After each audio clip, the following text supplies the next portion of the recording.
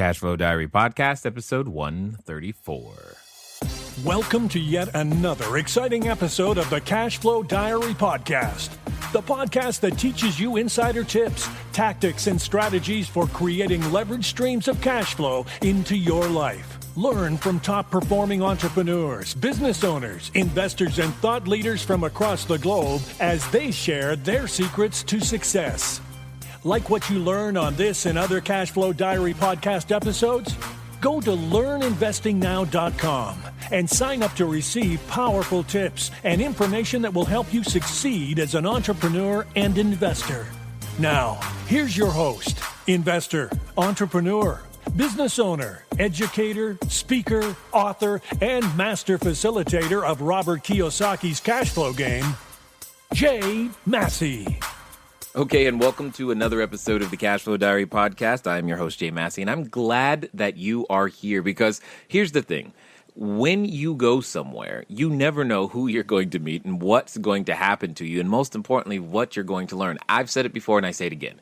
Anytime you go anywhere, every networking event, every seminar, every time you leave your house, you should be after one thing, one new idea, and hopefully one new person. You never know when you're going to meet the person that has the ability to introduce you to the people you need to know to make things happen. And what's interesting is that today, man, we have an individual who I had the pleasure of meeting at a completely different event, was not intending on meeting, tons and tons of people, but I just couldn't resist. I'm like, I've got to share this guy with you guys because you don't understand how he's going to be able to help you.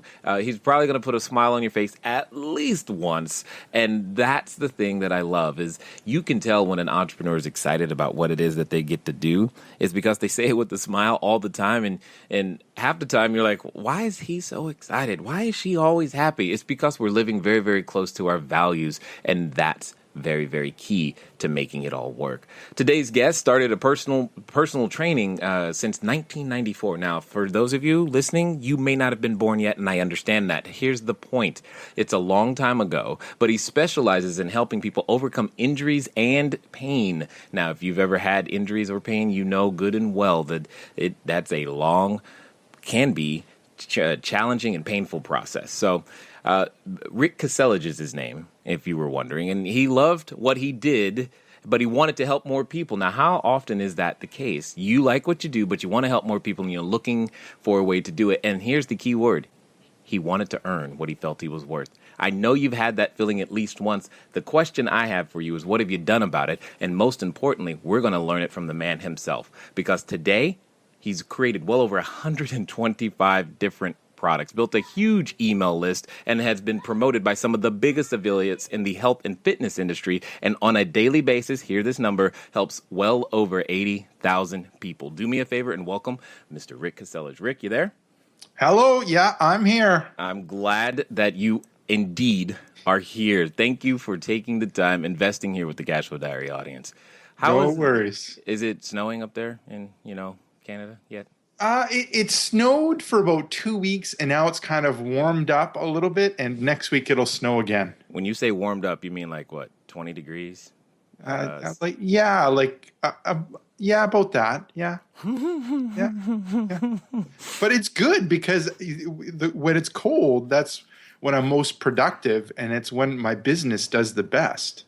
Really? So I'm happy with that, and I can share the story on why I love to work like in an igloo or an Arctic environment. So when my family leaves for the day, I make sure I turn off all the heat, close the registers, so it's Arctic cold in my office. This is awesome already. Now, before we go down and figure out why you want to be an Eskimo part-time, what we want to figure out, though, is who Rick is, how you got started. Because here's the thing. Many of you have heard me say this before, is that I look at today's entrepreneurs as like yesterday's superheroes. We go around, we try to solve people's problems. We do so for a profit. And then we try to scale and help more people and do all those things. And occasionally, we put on capes and tights and have some fun with it. But every entrepreneur that I am aware of has an origin story. Every superhero has an origin story. So what we would really love to know is, Rick, before you were helping 80,000 people from 137 countries, Who were you? What were you doing? Including Antarctica. I have a client in Antarctica.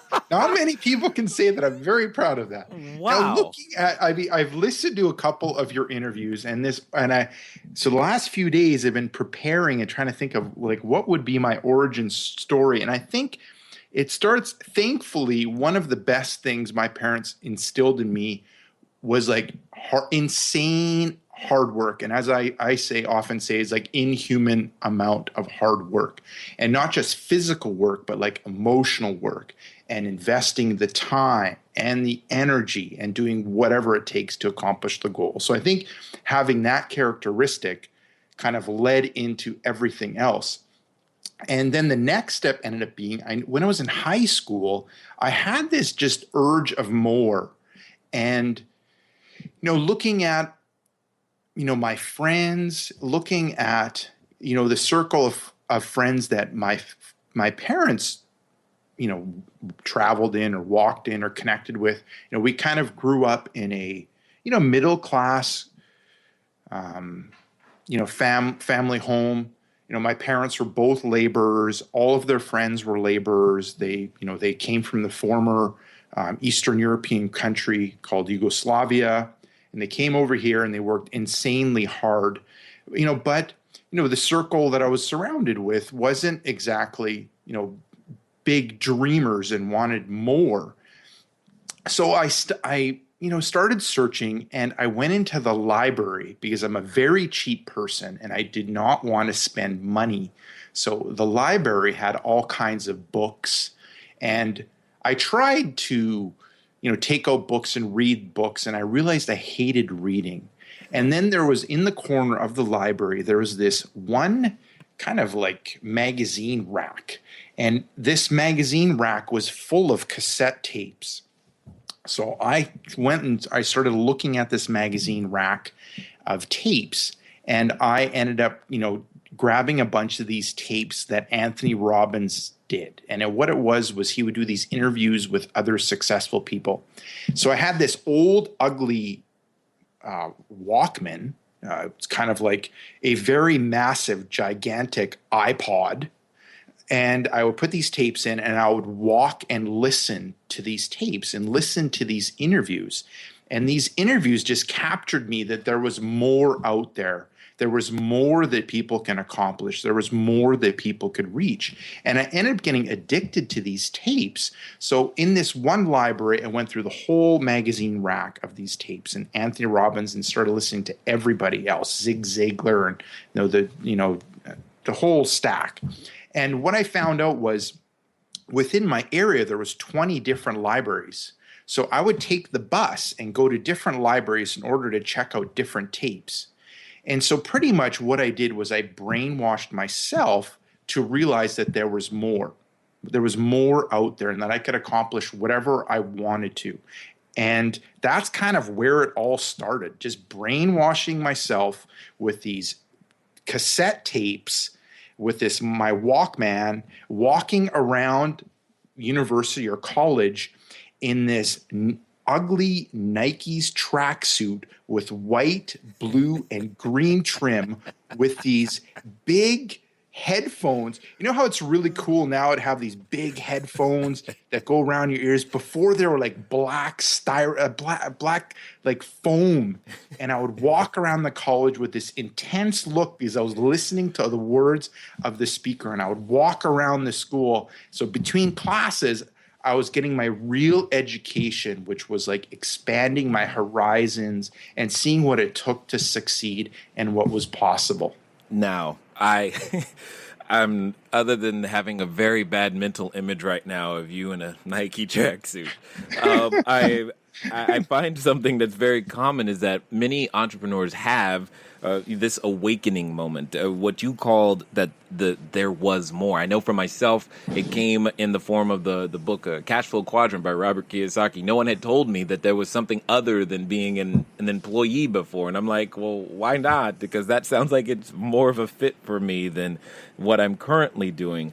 And I find it really, really interesting that Well, I should also back up and say, for those of you who don't know, a cassette tape is what we had before CDs, which is what we had before MP3s, okay? So, because I know for some, they're like, what is that? Is that some new thing I got to go look up? No, it's just, if you can find one, good luck. If you can find something to play it on, even better. However, those things just don't exist like that. Anyway, my question to you is, you said real education. You're on a college campus. I would love to get the idea of what you meant by and mean by real education, because many of us, we were told to go to school, get good grades, get a job, go to these higher learning institutions, and I would love to hear your perspective. I mean, I always, when I listen to these tapes, they kept saying that, you need to get like a technical skill. So I viewed school as a technical skill. I was learning a technical skill, and I was going to school for kinesiology or human kinetics. So I was learning all about the body and how it moved. And I viewed that as a technical skill. But if I wanted to, reach, bigger goals than just having a job or working for someone, I needed to, learn and understand bigger things. And what I needed to understand most likely was like the skills when it related to business and when it related to marketing. And a lot of the tapes related to that, related to motivation, business, marketing, communication, energy. It all related to that stuff. So while I was at school, yes, memorizing muscles and how they moved and biomechanics and all this stuff, the other education was from those tapes where I was learning what were the characteristics and skills that those really super successful people that were making $1 million a year, $1 million a month, $1 million a day, like what were they doing? What skills did they have? Totally. Now, with that being the case, are you trying to tell me that at university they didn't tell you how to do that? Well,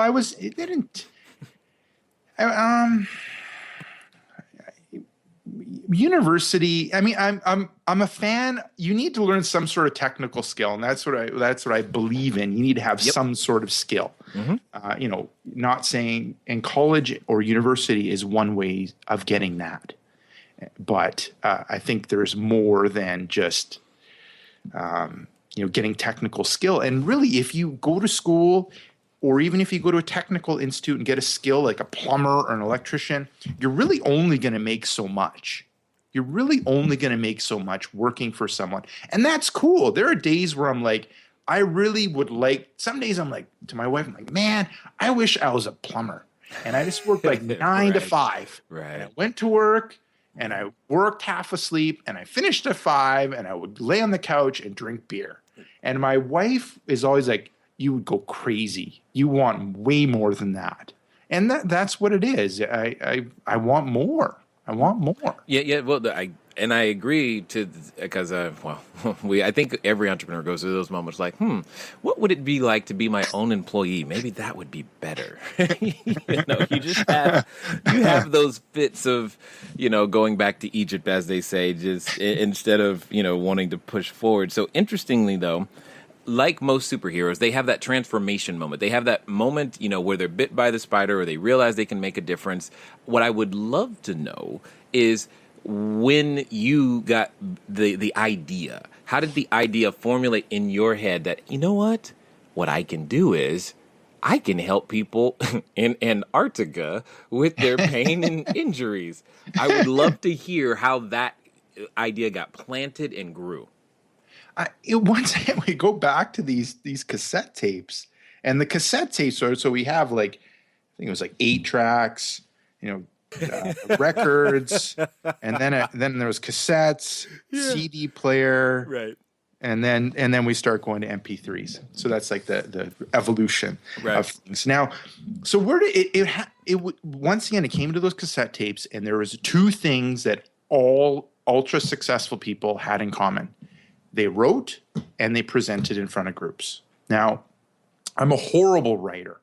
I mean, a horrible writer. But this is the thing. You can find a lot of very affordable people that are very, very smart that can edit your writing. Yeah. That, I'm so happy about that one too. yeah.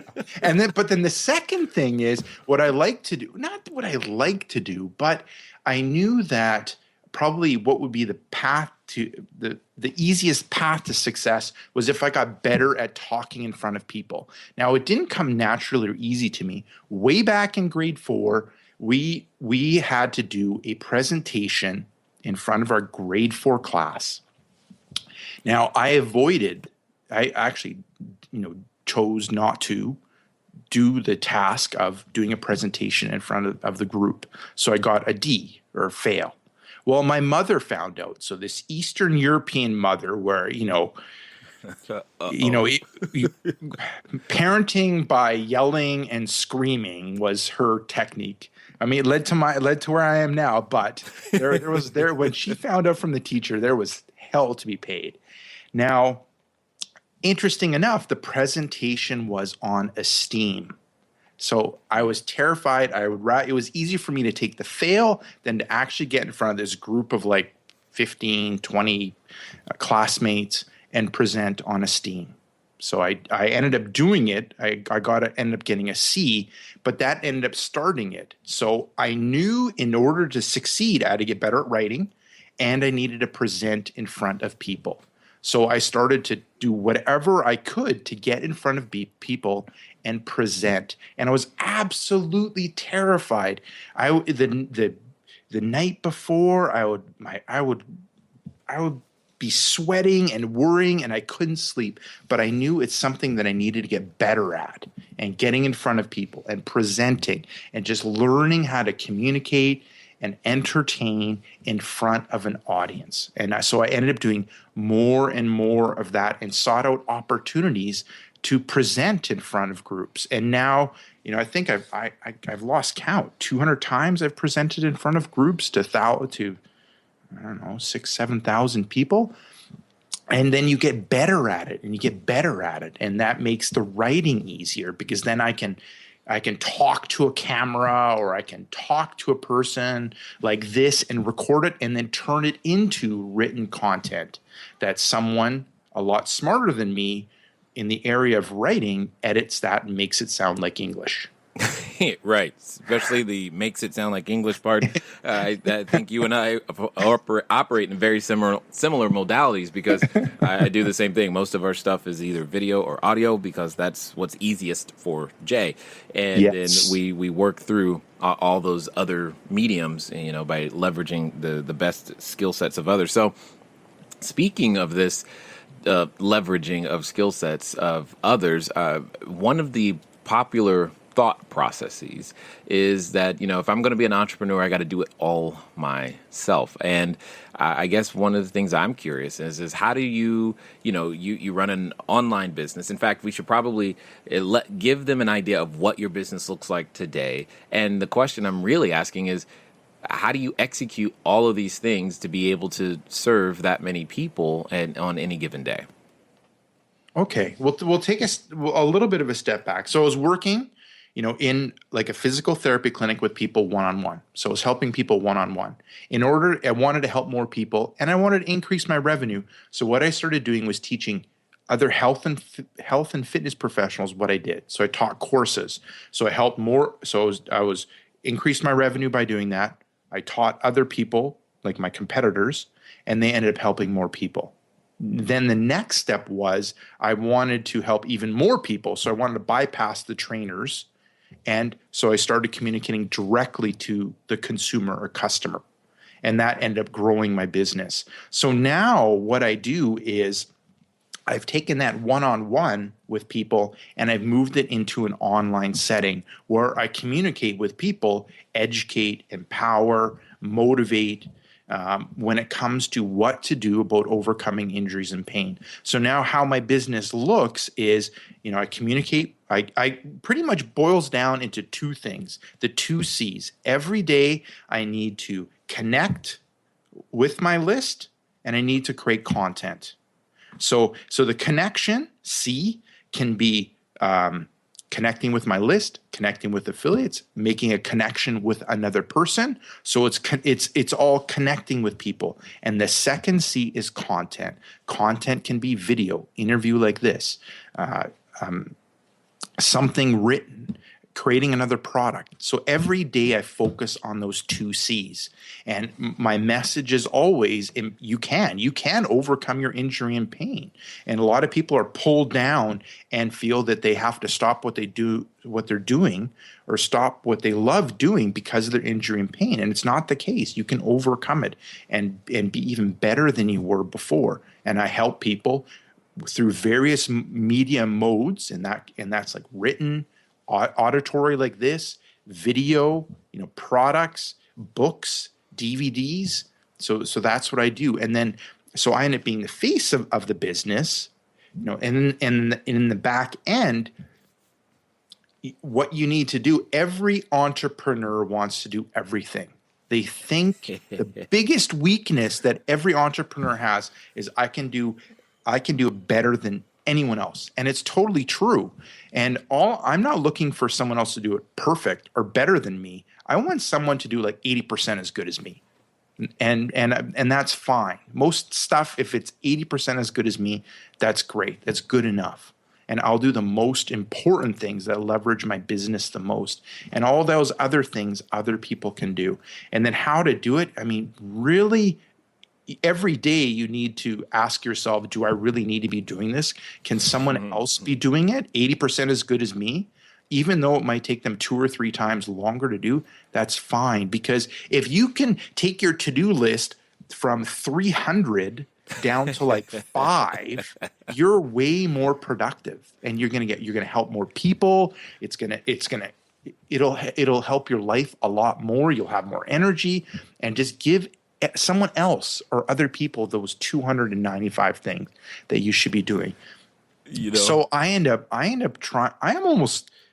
I'm trying to think of an analogy what I am, but you're kind of a distributor. Like, you just kind of throw stuff to other people and you get them to take care of it.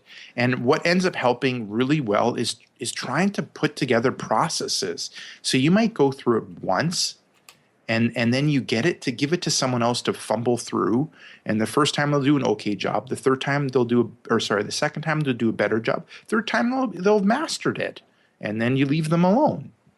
Yes, stress on the leave them alone part. The funny thing is, I was just having this conversation with my executive assistant yesterday, and I was remarking, I was like, there's only one of me, but yet I can manage to keep all of you guys busy. This is interesting. How is that possible? And she just went on to explain how, there may be one of you, but there's so many ideas. There's so much stuff that comes out that we've got to go execute. And I'm like, yeah.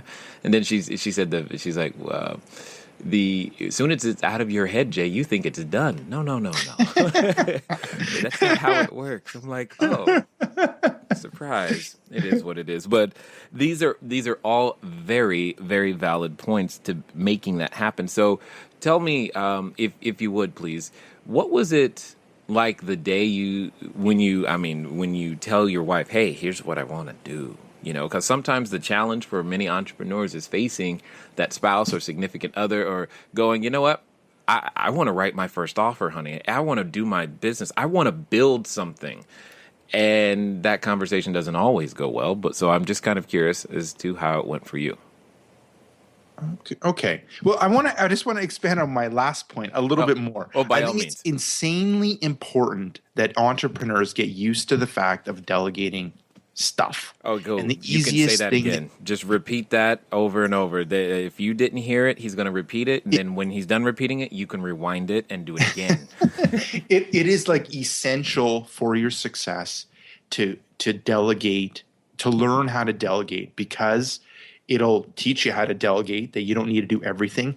You'll end up getting used to recruiting people, because you're only going to go so far by yourself. You need a team behind you, even if it is like someone that checks your email and responds to customer support. I mean, but that's super valuable. And the best person you can start off with is like getting some sort of assistant, virtual assistant, executive assistant, even if they help you like 1 hour a week or like 2 hours a week, just to filter through the email and customer support. That'll get you started, because you need to be a talent scout, see who are good people to add to your team. You need to get used to delegating, and you need to cut down your to-do list, because 300.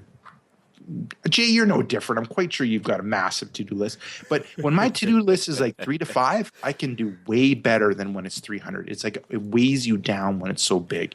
And when you can distribute it off to someone else, it helps so much. And then you see how more productive you are. Right. And the more that you can get done, the more you can help people, and the more you get rewarded for it. Okay. Well, hold on that before we go there. And that's one of the things that I would not function without it. I mean, many people know, or maybe they don't know, and they're about to learn that when it comes to holding a hammer or putting a nail or even changing a light bulb in my own house, I struggle to physically successfully, keyword, change a light bulb. There have been times where I've tried to change a light bulb and I end up breaking the socket, okay? But yet, because of the team, I have the ability to go do rehabs on very large complexes across many different states and all this other stuff because of these very same skill sets that Rick is talking about right now. And as far as managing the to-do list, my number one secret, here's what I do and here's what I give to all of you guys. Ask yourself this question. Does what I'm doing right now earn, and I started at 500, but you can increase the number as it makes sense. I started at 500 and I said, does what I'm doing right now earn or create at least $500 of value per hour? If it doesn't create that, then I don't need to be the one doing it. And when you start thinking that way, your to-do list gets down to 3 things really fast. And what's cool is if you're focused on those 3 things and creating even something like $500 an hour, you are now in a position to be able to bring on as many people as you possibly could ever want or need to be able to execute the vision that you're looking for. So I hope you heard what he said, because it is the secret. I couldn't do even this podcast without it. It wouldn't happen. There are too many places and touch points of value and things that we're working to create to help that without the team, who knows? I might be that one customer in Antarctica. Yeah. No, maybe to give people like a tangible way of seeing that. And I'm quite sure you track. And I track my numbers. And one number I track is how much revenue I make per hour. So it's how much money comes into my business. And then I divide that number by, I could do like 52 weeks. And then I divide that number again by 5. So 5 days a week. And then I divide that number again by 8. So 8 hours a day. So I can see how much money I am making an hour. And if the task is less than that, or if the task that I want to do does not equal that number, then I have to give it to someone else. Yep. And that really demonstrates it. It's like I see the number every day and it's like, okay, if I can get someone else to do it for a lot less than my daily number or daily hourly number, then I shouldn't be doing it. Correct, and that's exactly how we do it. And what's interesting is that I actually take the extra step of breaking it down, because the real estate functions completely separate, and that way I can manage each side of the house, is what I like to call it, separately, to make sure that they're both growing appropriately and that I'm only doing actions on each side of the house as they need to be. So there are many ways of getting to your number, but you got to get there. Nonetheless, so that you're not making that happen. Mm-hmm. You want to get the most out of your time. Go ahead. Yeah. Well, I think now we're talking about my wife. We're moving. Oh, yes. Absolutely. I don't have a nightmare horror story about my wife. Fine. Probably the reason why I married my wife was she was supportive of my crazy ideas. So there was one, my largest moment of stupidity was I thought it would be really cool, it goes back. My friend, he hiked a lot, and his dad took him to this park, and they hiked, and they came to this trail. And he said, son, this trail goes from here, Canada, all the way to Mexico. Well, that damn idea stuck in his head. So one day he's like, hey, Rick, you know, it'd be cool if we walked to Mexico from Canada.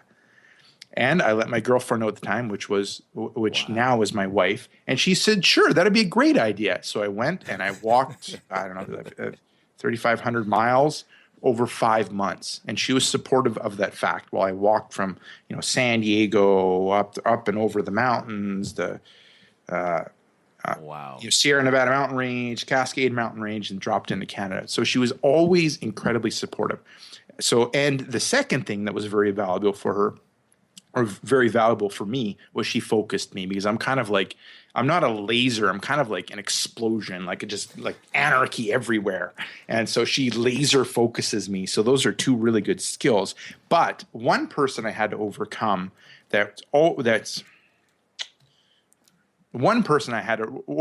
is my mother. So my mother to this day now feels I need to go out and get a job. And my wife keeps telling her that there isn't any job out there that will pay Rick enough to work for them.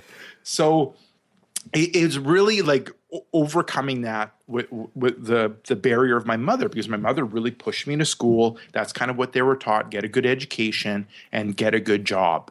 And I wanted more. And entering this world of kinesiology or human kinetics, I mean, she didn't even understand what it was. She didn't even know if there was work after getting going to school for that. And then teaching her, that I wanted to be an entrepreneur, and that I wanted to have my own job, and that I wanted to do this internet thing and have an online business. It was always a challenge, with her. And I think the message is, you need to kind of stay focused on that, the goal that you want and that lifestyle that you want. And you can't listen to the people that are pulling you down. And that might be your wife, that might be your mother.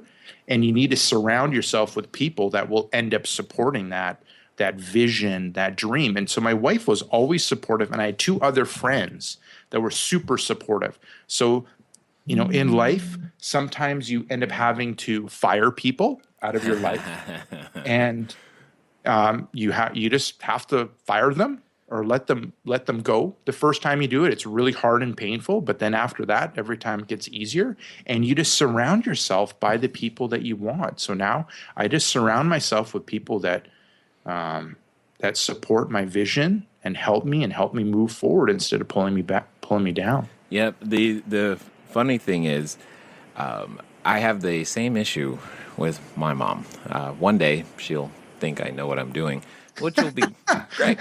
Until then, it is what it is. However, I think here's what's bothering your mom right here is that when her friends ask her, "What does your son do?" she has no way of explaining it. She can't brag on her son, so she gets frustrated. She's like, "Give me." So I bet you, if you give her a way to say, "Mom, just tell him I do this. Tell him I'm a teacher." Oh, okay, cool. Now she has an answer for that question, and it won't irritate her as much. But because I struggle with people asking, "What do you do?" A lot. We provide value in so many different ways. Now, when we met at the Online Info Summit, you had a lot to say about a character that I know many people, at least I assume many people were watching, and I would love for you to share some of that information, because I believe there are individuals right now who are listening who probably could be stuck in the, okay, once I just read one more book, then I'll get started. Or, you know what? I'll wait to Monday. I'll wait to the new year. I'll wait till XYZ happens before I get started. And you were very effective in your communication about explaining what that looked like, and most importantly, how you got yourself out of it. Are you tired of letting good cash flow generating ideas go to waste? Go to cashflowdiary.com/ready to apply for a complimentary, yes, that means free, one-on-one breakthrough session. Take action now. Go to cashflowdiary.com/ready. Again, that's cashflowdiary.com/ready. Before we get back to today's episode of the Cashflow Diary podcast, your host, Jay Massey, has some important insights to share with you. Okay. You know, guys, I still find myself bobbing my head to that song all the time, and I absolutely love it. All right. So a couple of things that I wanted to make sure that you guys were aware of. Many of maybe you've gone over to cashflowdiary.com/ready because you want to have some one-on-one time. We are about to open the calendar if you have not done so, or you've been thinking about it. Now would be the time to go. It will be closing within a few hours of this particular episode. So if you've even remotely thought about it, now is the time to go. In the meantime, one of the things that I did want to announce is many of you probably would like to still get a copy of the book. And guess what? We are now doing a free book offer for you guys. So here's what you got to do. Go over to cashflowdiarybook.com, cashflowdiarybook.com. You pick up the shipping. Again, one price worldwide. Don't really care where it's going. We'll pick up the book, you pick up the shipping, and everybody will be happy all the way around. In fact, for a number of you, I know that you live in various different places across the world. Don't want you to have to wait for it to get there. We're also going to give you the ebook PDF download immediately once you've completed your purchase and given us the information that we need to send you the book. So hopefully you like that. In the meantime, let's get back to it. Okay. I think some people say that you need to kind of fake it to make it. And I don't really believe in that. I think what ends up being more important is sometimes you need to put on the tights of your favorite superhero and become that superhero and have that superhero help you move to where you want to go. Now, for me, what I would do was my wife would go to work and I would leave the kitchen and go downstairs and work on my online business. So we had a nice hardwood floor, nice kitchen, all, some kind of wood that looks really nice that made my wife happy, but it's all nice. And then when the kids and my wife would go to work, I'd leave that nice main floor area and I would open the door to the basement. And the basement would move from this beautiful hardwood floor into this rough plywood, rough, cheap, utility grade plywood. And the stairs all the way down to the basement would be unfinished. Now, what would happen was when I passed that threshold from that beautifully smooth and nice hardwood floor, I would transform into a character. And that character that I would transform into would be Jack Bauer. So if you don't know who Jack Bauer is, he runs the awesome series called 24. You just watch all of them. And I would become Jack Bauer. So I would transform into Jack Bauer as I went down the stairs of this utility grade plywood, and I would go into the basement, and this cement floor basement, all uneven, stained spots with rust where water had dripped. Basement was unfinished. I blocked the windows with drapes so no one could see me. I closed the vents so it would be as cold as possible in the basement. And I would go into the corner. That's all that was in this basement was just my computer and chair. And I would sit down and I was Jack Bauer and I would battle the internet in order to reach my goal that I had of having this online business. And everyone was against me in succeeding. And if I didn't battle and fight back, the world would come to an end. Presidents would die, countries would collapse, economies would be destroyed. Any minute now, the SWAT team was going to come through the door and, take me away and take my family away. And there was absolute urgency that I had to take action, inhuman amount of action on the internet in order to succeed. And if I didn't succeed, my whole world would be destroyed. My whole country's world would be destroyed, and the earth would come to an end. And that's what I did. Every day I went down there and I just took action. And at the start, like I said, it was a complete explosion. I was all over the place. But with time, I've become more and more focused on that action. And for me, I focus on those 2 C's, connection and content. Yeah, Jack Bauer. First time anyone has ever mentioned him in the form of a superhero, but I love it. Maybe he'll have a comic book soon. Who knows? All I know is when you said that, you had my attention. Now, you also mentioned about the knowledge collectors. And how you got yourself out of that particular situation. Because I know, especially in the real estate world, it's like, okay, cool, I'll write my first offer after I know this and that and this and all these other things. And it doesn't have to be that difficult, which when it comes to creating cash flow, how much did you know, knowing what you know today, how much did you really know about business before you were making that first product and offering it for sale? I didn't know much. I didn't know much at all. I mean, I think it goes back to the Jack Bauer thing. A lot of people just don't have a high enough level of urgency to take action. And you either need to have it or you need to create it. And I know with your story, I mean, you were squatting in a foreclosed property. So you had a high level of urgency to take action or you would have kept going down. Right. So you took action and got out. And most people don't have that level of urgency, and you need to either have it around you or you need to end up creating it. And that's kind of with, I had a good life. I was doing kind of a good job. I was doing all right, but I wanted more. And I needed to create that level of urgency to take action and realizing that you get paid for done. You don't get you don't get paid for ideas. You don't get paid for thinking about it. You don't get paid for sitting. You get paid for done when things are done.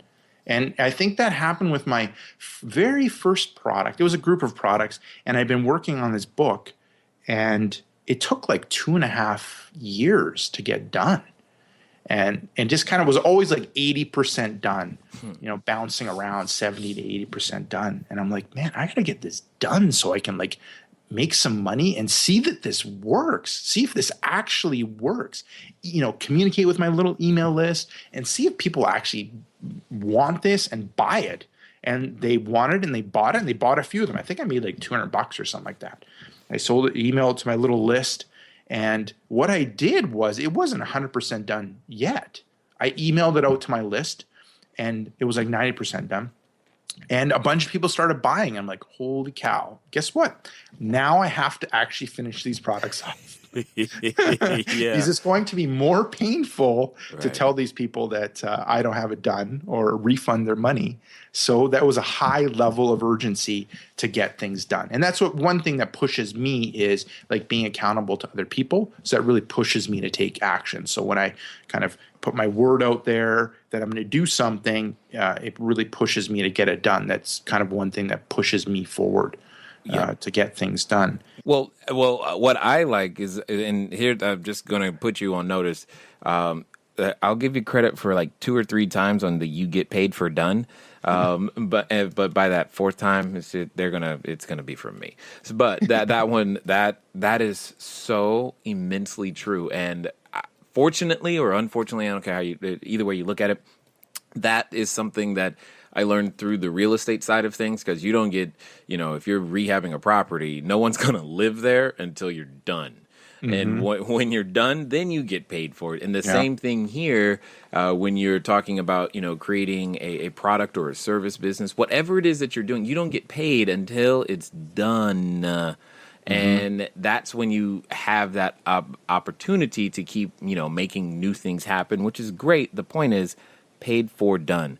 You don't get paid for almost done, well, unless you start selling it, and then you got to get it done, which is definitely a technique we have employed more than once to get us focused and make things happen. But at the end of the day, you get paid for done, not how much you know. You can know a lot about a subject, but until you actually present that information and package your information and knowledge out there into the marketplace to provide value to someone else, well, you just don't get paid yet. And so in that process, though, I find that a lot of people quit way too early, and that's what they quit before it's done, and they go, it didn't work. Is that something that you've experienced at least once? Well, yeah. I mean, someone had mentioned this. I'm trying to remember who, but I told you it goes back to the first 3 times. It's them. The 4th time, it's yours. I told you that's why. It's like you're not going to remember. I think Sylvester Stallone had a movie, I think it was called Cliffhanger. And this kind of like how business is. You're like, you're climbing up this mountain, and then it gets steeper and steeper, and it reaches a point where it almost becomes vertical. And then instead of it becoming vertical, it like almost goes like negative incline, like 45 degrees. Most people quit when they hit that wall. Most people don't climb the wall. And then even more people quit when it's actually going the other way and you're like upside down climbing. But if you get around that, you get to the top and you succeed. And most people quit when they hit the wall. They're like, oh, it's a wall. Very few climb the wall, and then even fewer climb that cliff part. And if you climb that cliff part and get around and on top, there's success. Indeed. It's awesome to make those things happen. So let me ask this. When it comes to, because I know for myself, I was in a car accident a few years ago, back injuries, those types of things. How on earth do you go from serving people one-on-one? Because physical therapy, or at least that pain and injury type of medicine that I've experienced, has been very one-on-one, in-person-ish. But yet, Antarctica, it's still in my head, because that's like, help me bridge that gap, because oftentimes we don't necessarily, we think we have an idea, and this is where I'm going with this.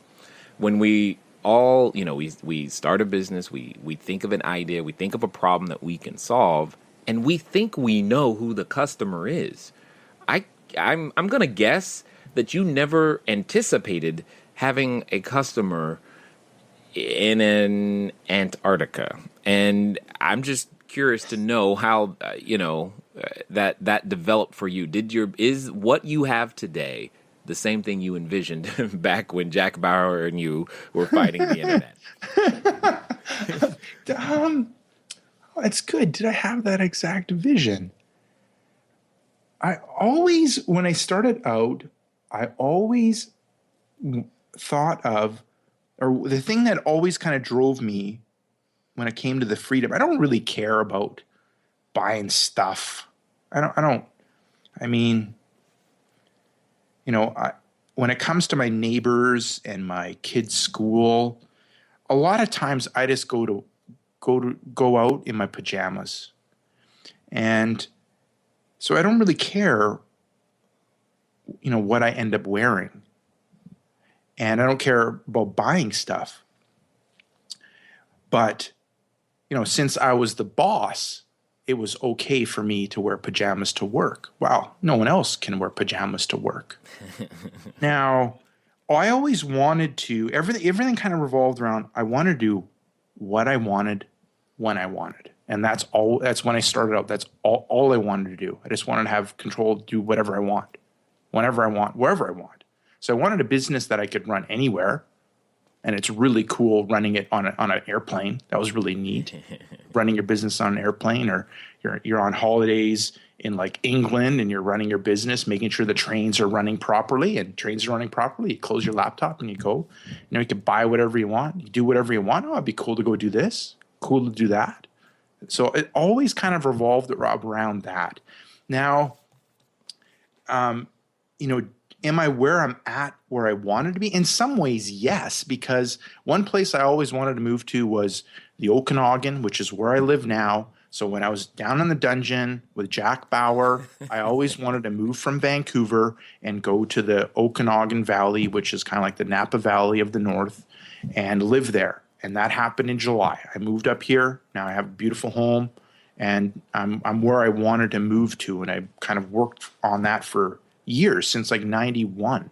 I don't know, 95, I wanted to move up here. So it's been neat to actually happen 20 years later that I got here and I moved here. Now, did I ever envision that I would be able to help thousands of people in like 137 countries, including Antarctica? I never realized the reach that I would be able to get, which just blew me away. Now, right. It kind of goes back to, it almost goes back to the over-education of people. And I think, the medical system, what it's done is it's taken power away from people and made people dependent on other people, which I don't think is the case, because the person that can heal, repair, dig themselves out of a hole the best is you. No one else can do it. Going to someone and having them tell you what to do or help or do it for you, it doesn't work.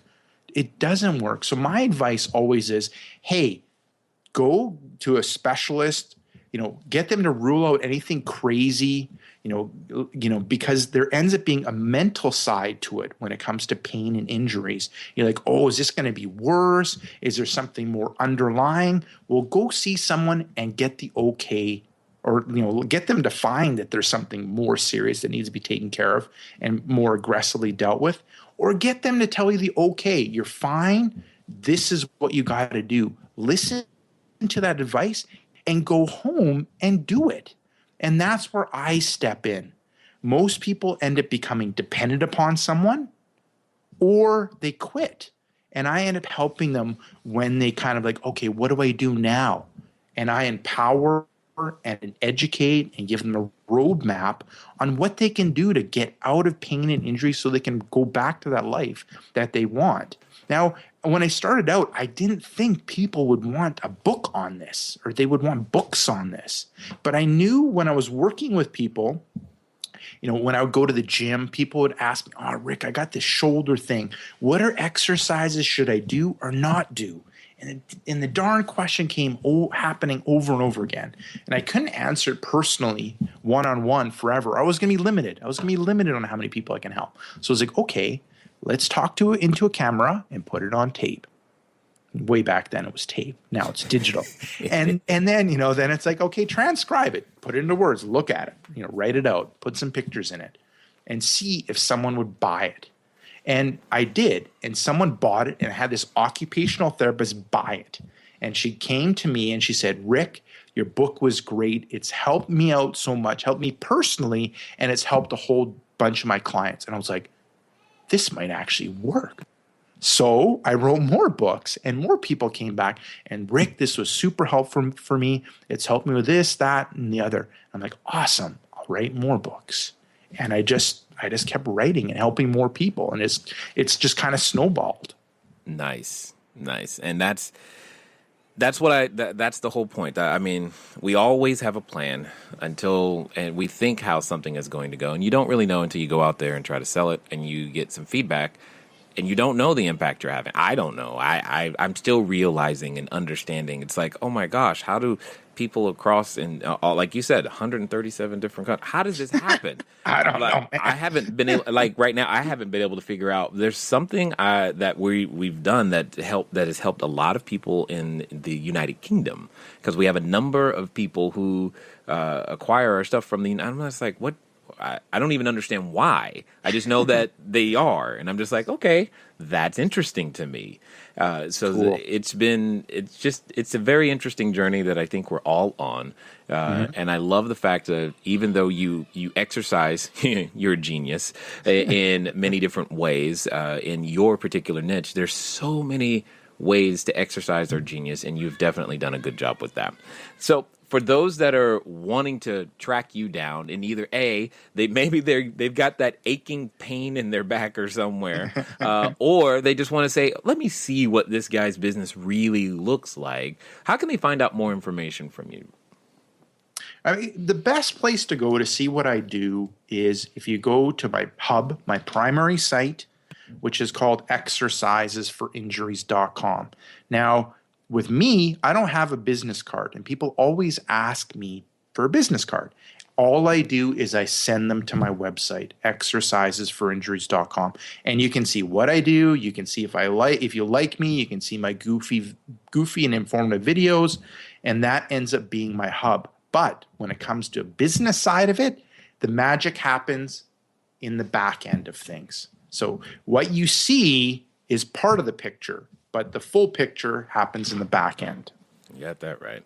And the funny thing is I don't have a business card either. So I find that interesting. So is there anything, Rick, that you would like to share with that person who's probably going right now, you know what? I need to do something. I need to get started. Maybe Jack Bauer is free right now and I can borrow him for a minute. What would you say to that person who's sitting there wondering, should I, shouldn't I, what do I need to do next? Try to get a small victory and build on that small victory. You might not be able to go out there and buy a cellular phone tower. You might not be able to go out there and buy a humongous shopping mall right off the bat. But you might be able to go out there and buy something small and get a little win. It might be a small condo or something that isn't super risky to start off with. But if you get that little win, and build on that little win. Just like with me, that occupational therapist that bought my book and then let me know how much it's helped her and her clients was my small win. And then I wanted more of those wins. And who doesn't want more wins and more winning in their life? So really, stop learning more stuff. Enough, and try to get a small win and build on those small wins. And you'll be amazed at what you'll accomplish. You'll accomplish way more than a Super Bowl or anything. You'll be amazed at what you can accomplish building on those wins. Nice. Excellent, sir. Thank you for making an immense deposit into the Cashflow Diary audience. It was fun having you and hearing you one more time. No worries. Okay, ladies and gentlemen, you know what time it is. It is time for you to move at the speed of instruction. What does that mean today? That means go over to Exercises for Injuries, especially if you have an injury. You want to go over there and make that happen because he definitely can help you, even if you live in Antarctica, because we've heard that today. I'm sitting here wondering, how on earth do you send anything to Antarctica? I wonder, do they have a zip code? Does anybody know? Anyway, that's not the point. I'm glad that you guys were here today. Thanks for listening. I look forward to talking to you soon. Until next time.